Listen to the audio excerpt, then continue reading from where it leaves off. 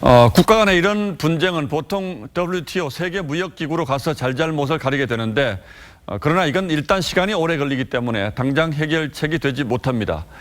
그리고 우리 정부가 어제 WTO 제소를 언급하자 일본이 오늘 곧바로 아무 문제 없다고 반박했습니다. 그래서 오늘은 WTO 제소가 과연 실효성이 있는 대책인지 따져보도록 하겠습니다. 자, 강동원 기자. 예. 일본이 WTO 규정 위반이 아니라고 주장하는 근거는 어떤 겁니까? 그러니까 일본은 그동안 우리나라를 비롯해서 미국과 영국 등 27개국을요. 이른바 화이트국으로 지정해놓고 예. 이 반도체 소재 세계 품목의 수출 절차를 간소화시켜 왔습니다.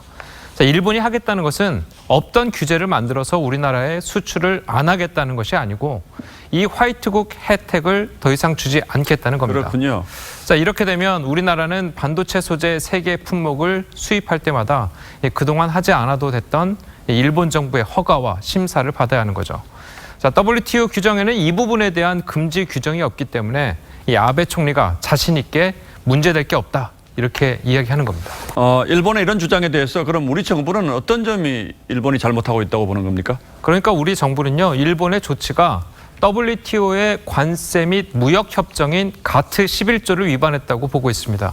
이 가트 11조는 다른 가맹국에 대한 수출 및 수입에 대한 제한 조치를 하면 안 된다. 이렇게 정의를 하고 있죠. 이 혜택이라도 정당한 사유 없이 줬다가 뺏는 경우는 이 수출 제한 조치라고 하는 겁니다.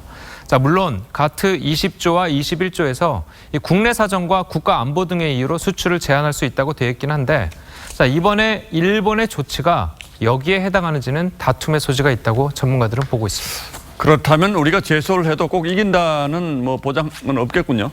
그래서 실효성 논란이 일고 있는 겁니다.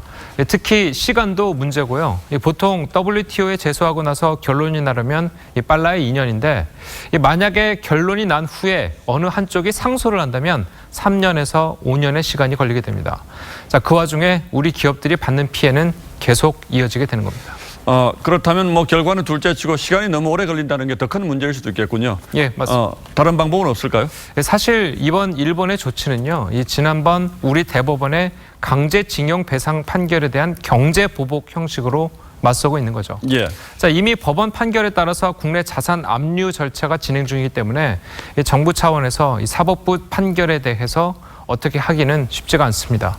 자, 일각에서는 이 사법부 조치와는 별도로 이 정부 차원의 외교적 해결을 해야 한다고 지적하고 있습니다. 예, 결론적으로 보면 WTO 제소를 통해서 일본이 자유로운 무역을 방해하는 국가다. 이걸 알리는 효과는 있겠습니다만 실효성은 별로 없는 대책이다. 이렇게 봐야겠군요. 예. 예, 강동원 기자 잘 들었습니다.